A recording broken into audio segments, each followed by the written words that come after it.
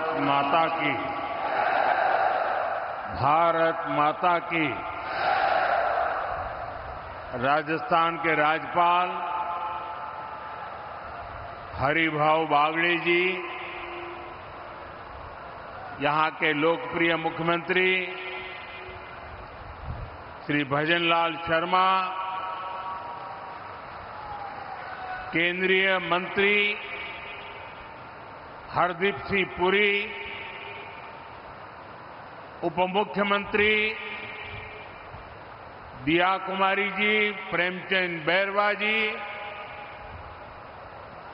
राजस्थान सरकार के सभी मंत्रीगण, सांसद और विधायक साथी और मेरे प्यारे भाइयों बहनों, मुझे बताया गया कि आज राजस्थान में 10-12 हजार स्थान पर लाखों की तादाद में इस कार्यक्रम में लोग जुटे हैं। और अभी मैं स्क्रीन पर भी देख रहा था, जहां भी देखो लोग ही लोग नजर आ रहे हैं। टेक्नोलॉजी के माध्यम से राजस्थान के कोने कोने से जुड़े हुए सभी मेरे राजस्थान के भाई बहनों को भी मैं यहां से प्रणाम करता हूं। साथियों, गर्मी के एक मौसम में स्थान स्थान पर इतनी बड़ी मात्रा में लोगों का एकत्र आना, हम सबको आशीर्वाद देना, ये दिखाता है कि भाजपा सरकार के प्रयासों पर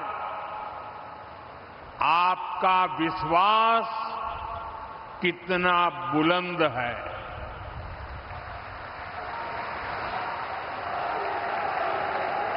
मैं इस समर्थन और स्नेह के लिए राजस्थान की माटी का ऋणी हूं। भाइयों बहनों, ये धरती अनगिनत वीरों के शौर्य की साक्षी रही है। इस रण के कण कण में, कण कण ने हमें स्वाभिमान को सर्वोपरि रखने की सीख दी है। और स्वाभिमान व्यक्ति का या फिर स्वाभिमान देश का वो तभी ऊंचा रह सकता है जब वो आत्मनिर्भर हो, दूसरों पर कम से कम निर्भर हो। आज राजस्थान की इस धरती से भारत ने विकसित होने, आत्मनिर्भर होने की दिशा में एक बहुत बड़ा कदम उठाया है। आज इस रिफाइनरी को देश को समर्पित किया गया है।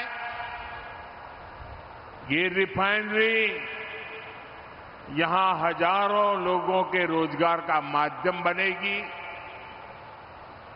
मैं राजस्थान के युवाओं को इस रिफाइनरी की विशेष तौर पर बधाई देता हूं।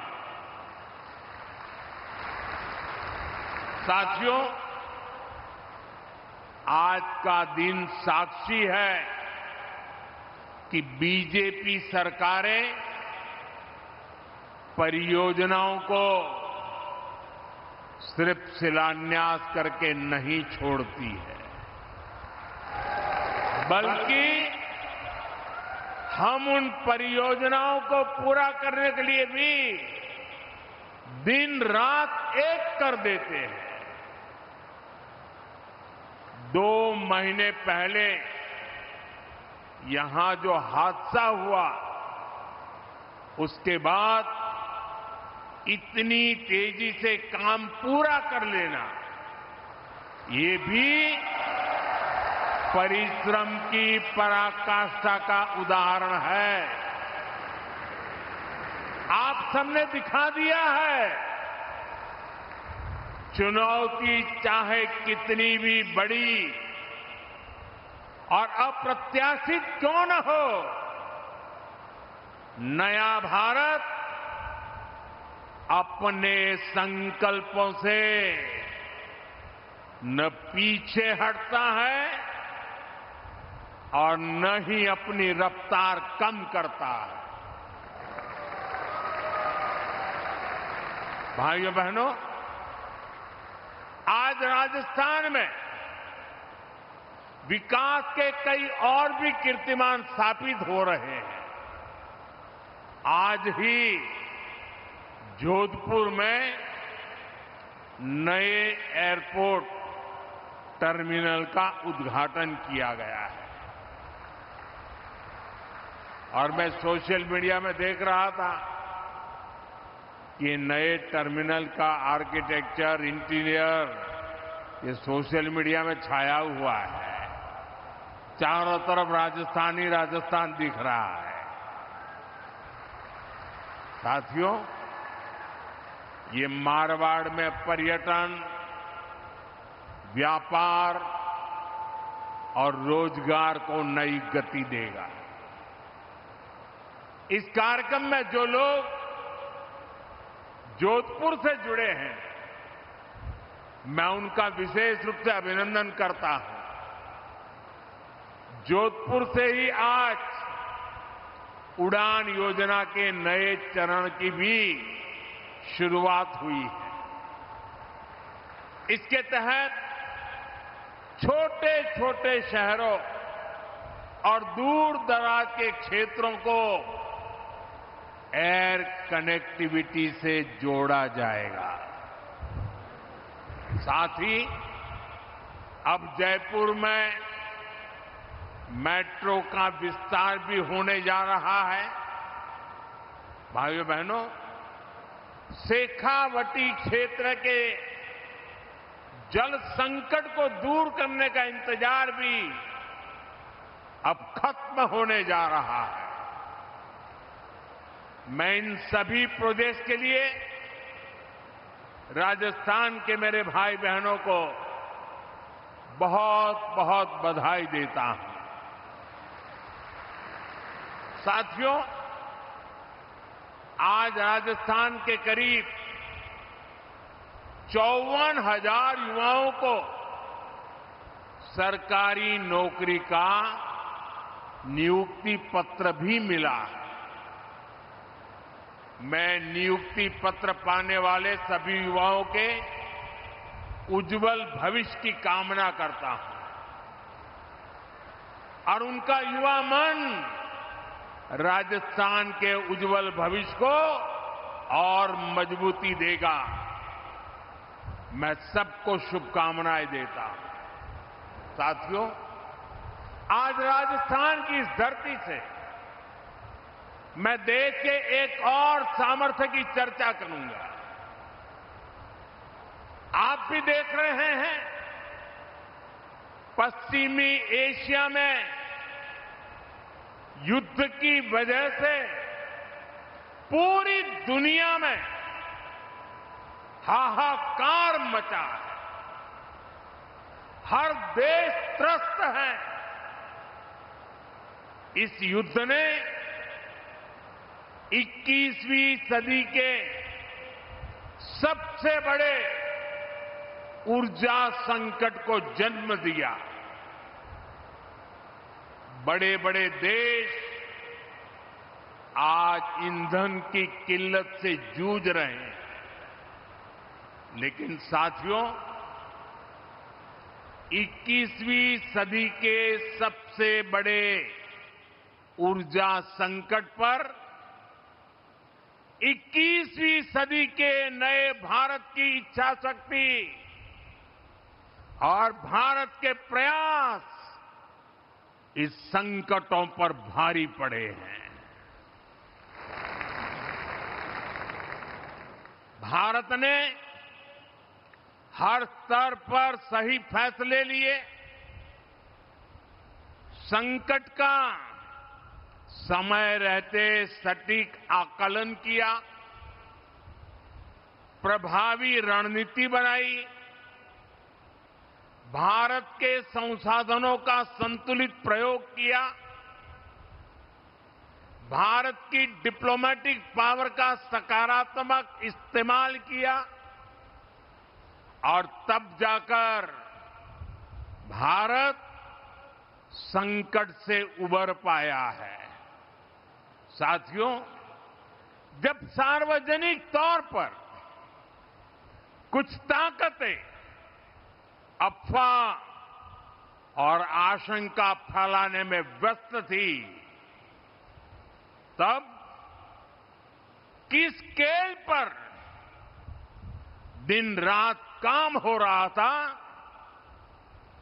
किस तरह स्थिति को संभाला जा रहा था, वो मेहनत, वो प्रयास, वो धैर्य नीतिगत स्तर पर, कूटनैतिक स्तर पर उठाए गए एक एक संवेदनशील कदम कभी न कभी इतिहास लिखेगा। ये सब अभूतपूर्व है।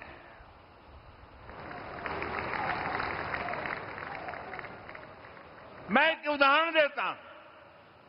रसोई गैस यानी एलपीजी के विषय में हम सब जानते हैं, हमारी जरूरतों की करीब 60% एलपीजी अन्य देशों से आयात की जाती थी और इसमें से भी 90% एलपीजी गल्फ देशों से आ रही थी, हॉर्मुज से होकर के आ रही थी और अचानक से युद्ध के हालातों ने उस सप्लाई को लगभग बंद कर दिया।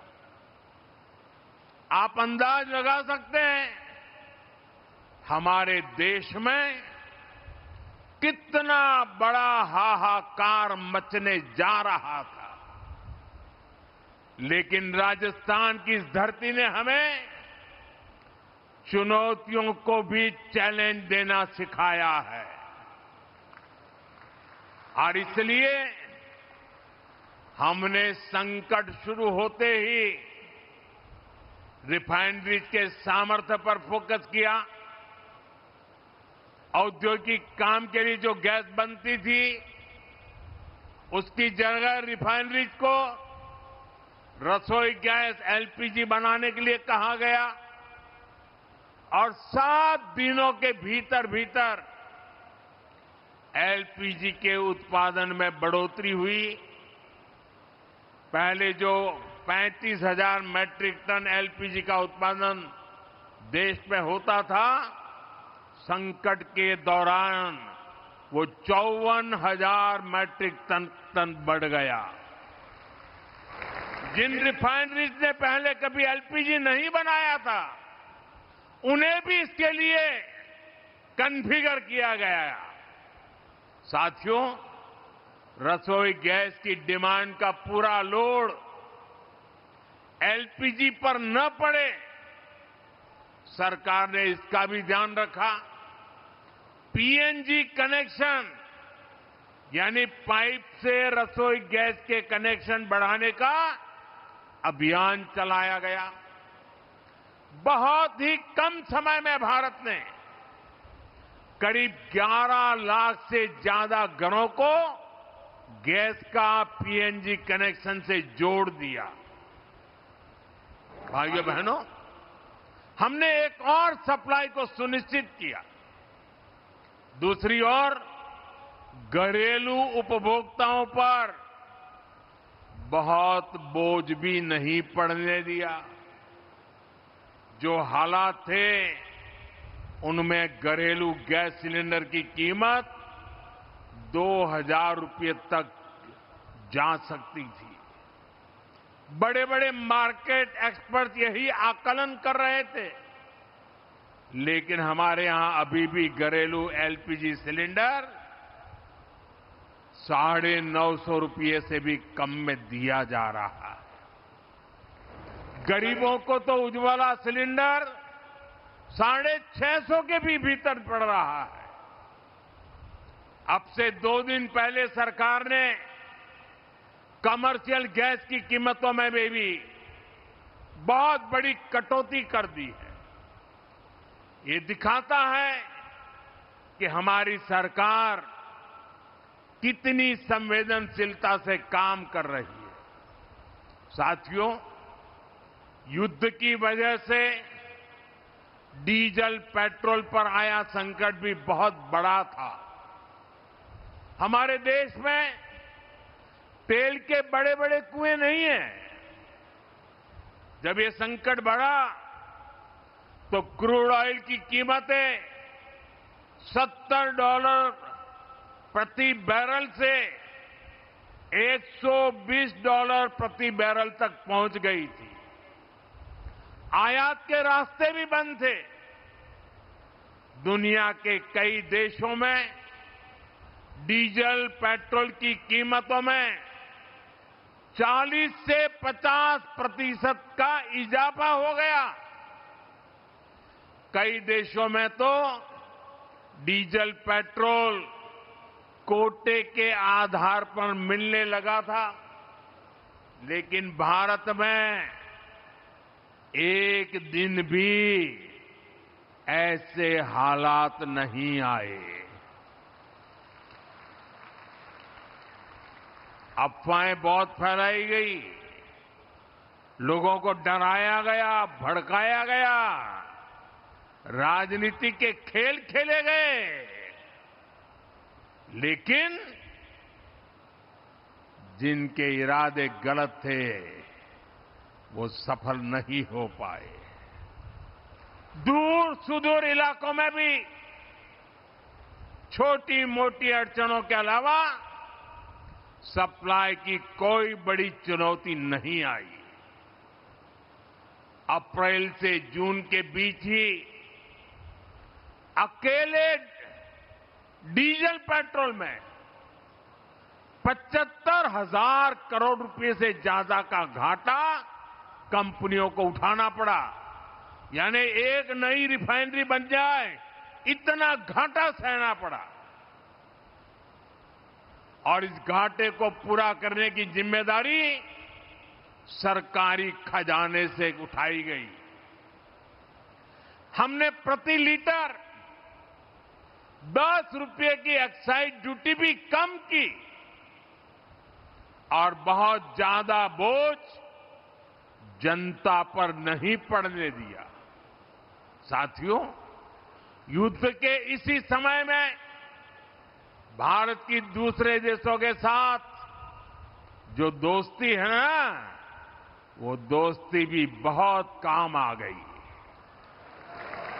जब ये संकट शुरू हुआ था उससे पहले भारत 25-26 देशों से ही ईंधन का, ऊर्जा का आयात करता था, लेकिन संकट के समय भारत की डिप्लोमेसी का जलवा दिख गया। दूसरे देशों के साथ हमारे अच्छे संबंध इस संकट की घड़ी में बहुत काम आए। युद्ध के दौरान ही भारत 40 से ज्यादा देशों से ईंधन मंगाने लगा। भारत ने दुनिया को स्पष्ट संदेश दिया कि हमारे लिए राष्ट्रहित और राष्ट्र के नागरिकों का हित सर्वोपरि है। नागरिक देवो भव, ये हमारा मंत्र है। साथियों, इतनी अप्रत्याशित चुनौती से देश ऐसे ही नहीं उभरा। इसके पीछे हमारी एक दशक से चल रही दूरदर्शी नीतियों की सफलता भी है। आज हम राजस्थान रिफाइनरी का उद्घाटन यहां कर रहे हैं। हमने 2017 में इसके लिए एमओयू साइन किया था, लेकिन 2018 से 2023 तक राजस्थान में कांग्रेस सरकार रही। कांग्रेस के असहयोग के कारण यहां का काम लगभग ठप ही रह गया। लेकिन जैसे ही डबल इंजन सरकार आई, इसका काम तेजी से आगे बढ़ा और आज हम इसका लोकार्पण भी कर रहे हैं। और आप तो जानते हैं मेरी कार्यशैली, जिसका शिलान्यास हम करते हैं उसका लोकार्पण भी हम ही करते हैं।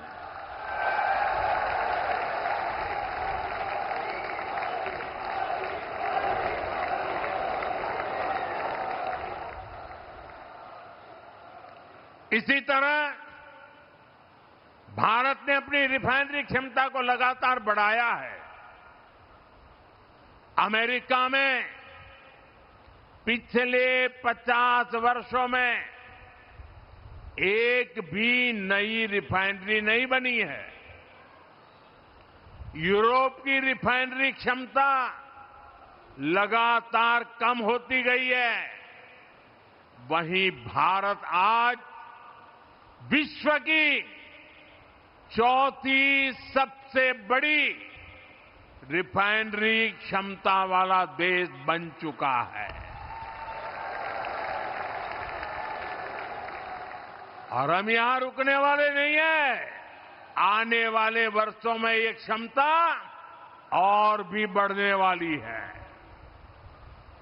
इन्हीं प्रयासों के कारण भारत सदी के सबसे बड़े ऊर्जा संकट से लड़कर उबरा है।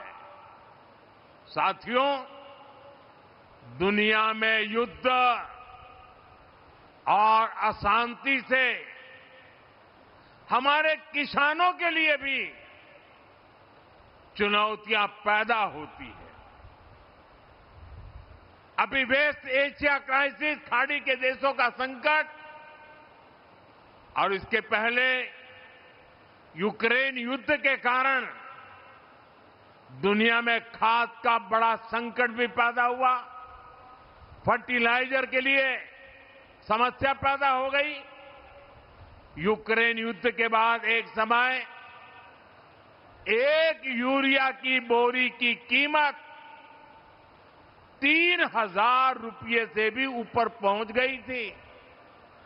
लेकिन हम अपने किसानों को, जो दुनिया के बाजार में 3,000 की बोरी थी, हम मेरे देश के किसानों को हम सिर्फ 300 रुपये में देते रहे। और इसके लिए खजाने से लाखों करोड़ रुपए खर्च करने पड़े। सब्सिडी दी गई।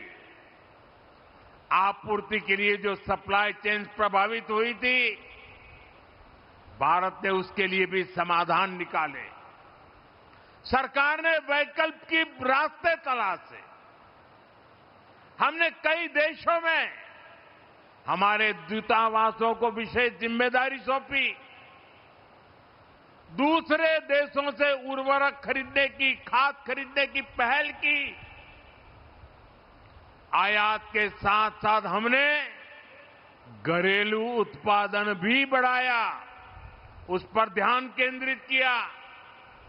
और इतना ही नहीं, हमने प्राकृतिक खेती जैसे विकल्पों को भी बढ़ावा दिया और जमाखोरी और कालाबाजारी के खिलाफ भी सख्ती की।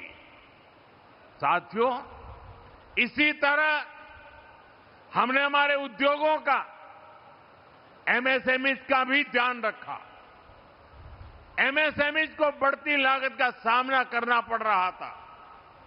इसलिए हम emergency credit line guarantee scheme का एक नया चरण लेकर आए।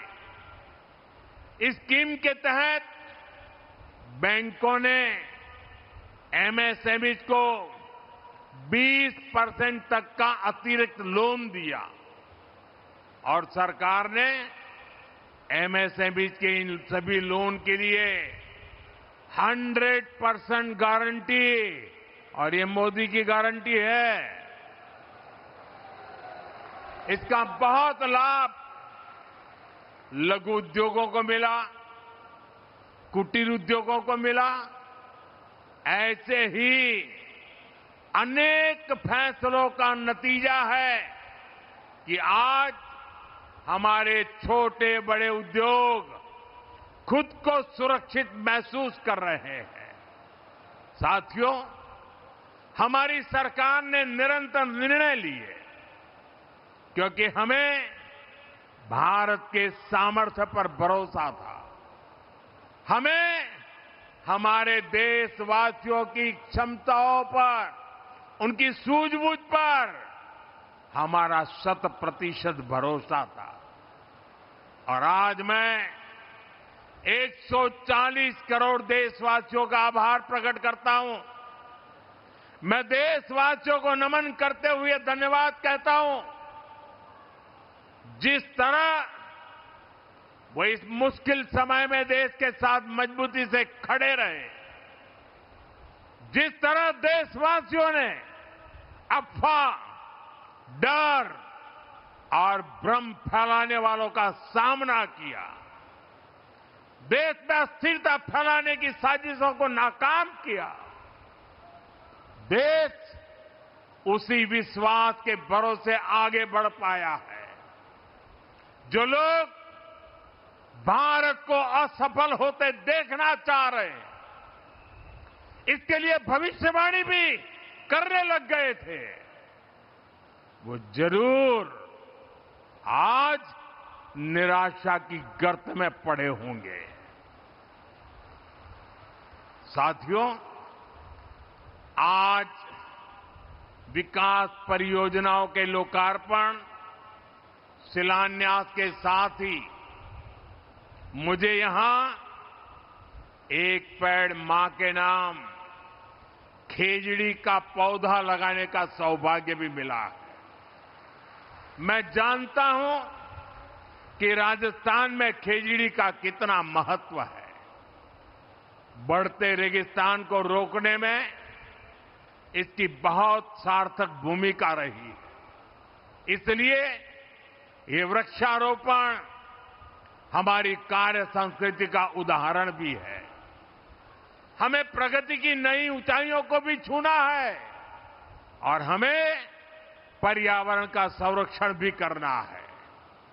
इसी सोच के साथ हमारी सरकार ऊर्जा के दूसरे स्रोतों पर भी काम कर रही है।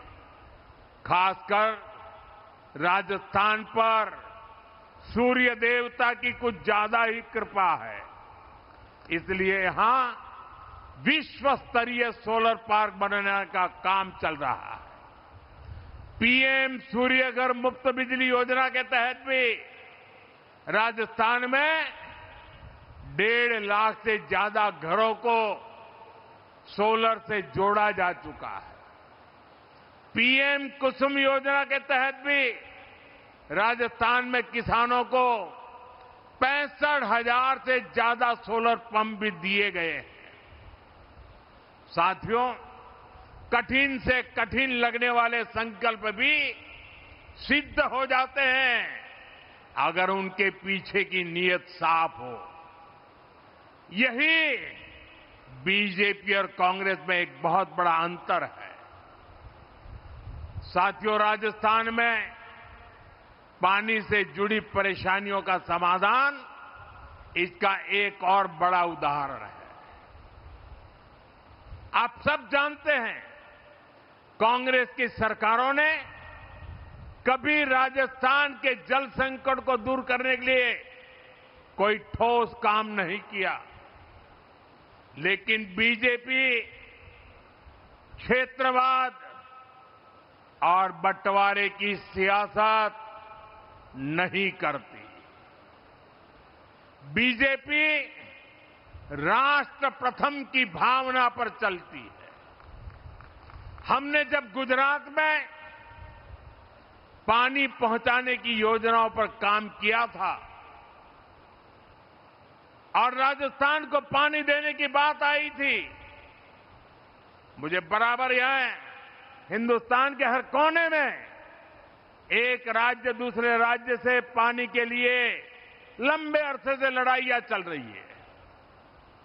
राजस्थान के लोगों को भी लगता था कि पता नहीं गुजरात नर्मदा का पानी देगा कि नहीं देगा, लेकिन हमारा सौभाग्य था कि राजस्थान में भी बीजेपी सरकार, गुजरात में भी बीजेपी सरकार।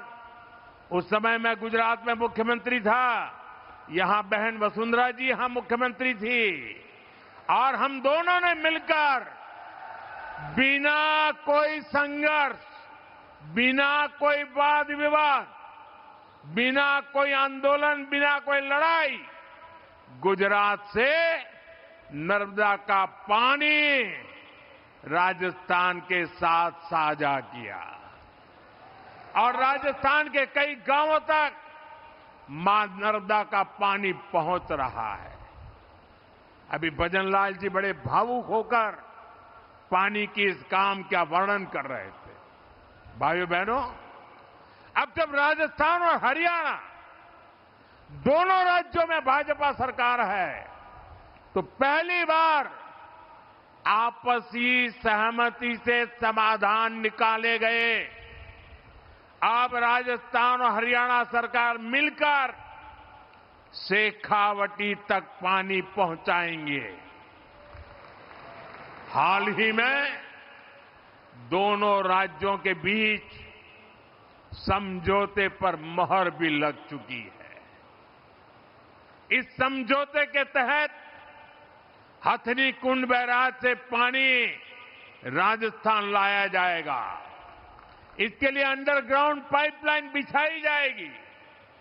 इसका लाभ सीकर, चूरू, झुंझुनू और आसपास के पूरे शेखावटी क्षेत्र के लोगों को इसका लाभ मिलने वाला है। इस परियोजना पर लगभग 34,000 करोड़ रुपए खर्च किए जाएंगे। साथियों, आने वाले समय में अपर यमुना बेसिन में रेणुका, लखवाड़ और किसाऊ बांधों का निर्माण पूरा होने पर राजस्थान को पानी का और लाभ होगा। गांवों में नल से जल पहुंचाने का काम भी तेजी से आगे बढ़ा है। राम जल सेतु परियोजना भी इसी सोच का परिणाम है। साथ ही राजस्थान में जल संरक्षण के लिए जल संचय जन भागीदारी भी बड़ी भूमिका निभा रही है। देश में इस अभियान के तहत जल संरक्षण के लिए करीब करीब 25 लाख सॉक पिट्स बने हैं। राजस्थान में भी 1.25 लाख से ज्यादा सॉक पिट्स बनाए गए हैं। इससे पानी संरक्षित हो रहा है, ग्राउंड वाटर का स्तर सुधर रहा है। मैं इन प्रयासों के लिए केंद्र और प्रदेश की भाजपा सरकारों को और शेखावटी क्षेत्र के लोगों को बहुत बहुत बधाई देता हूं। साथियों, आज जब देश कोई संकल्प लेता है, कोई लक्ष्य बनाता है, तो राजस्थान उसके केंद्र में होता है। आज राजस्थान में तेज गति से आधुनिक इंफ्रास्ट्रक्चर निर्माण हो रहा है। नए नए रिकॉर्ड बन रहे हैं। आज जयपुर मेट्रो फेज 2 की आधारशिला और जोधपुर एयरपोर्ट के नए टर्मिनल का उद्घाटन ये राजस्थान के विकास को और गति देंगे और नई उड़ान देंगे। जयपुर में फेज 2 पूरा होने के बाद जयपुर का कुल मेट्रो नेटवर्क 50 किलोमीटर से अधिक हो जाएगा। पूर्व, पश्चिम और उत्तर दक्षिण मेट्रो नेटवर्क एक दूसरे से जुड़ जाएगा। इससे स्थानीय लोगों को आसानी तो होगी, पर्यटकों के लिए सुविधा भी बढ़ेगी। साथियों, आने वाले समय में हमें विकास के और भी नए आयाम छूने हैं। मुझे पूरा भरोसा है आप सब इसी तरह डबल इंजन सरकार को आशीर्वाद देते रहेंगे। हम साथ मिलकर राजस्थान के नए भविष्य का निर्माण करेंगे।